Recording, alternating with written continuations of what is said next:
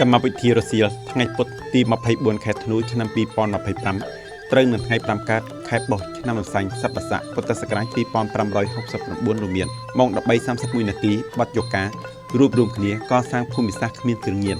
ម៉ោង 13:50 នាទីភាពយន្តប្រទេសក្រៅរឿងពាក្យមិនពិតនៃស្នេហាម៉ោង 14:35 នាទីភាពយន្តឯកសារ80ឆ្នាំរដ្ឋសភាវៀតណាមរួមដំណើរនឹងប្រជាជាតិភាគទី5ម៉ោង 15 នាទីសិល្បៈភូមិស្រុកមនោរម្យកន្សែងចំណងស្នេហ៍ម៉ោង 15:30 នាទីបទយកាធ្វើបរិវត្តកម្ម Digital ក្នុងការដោះស្រាយបែបបទរដ្ឋបាលម៉ោង 16 នាទីសិល្បៈកុមារភាពរីករាយវ័យកុមារម៉ោង 16:30 នាទីកម្មវិធីព័ត៌មានម៉ោង 16:50 នាទីភាពយន្តប្រទេសក្រៅ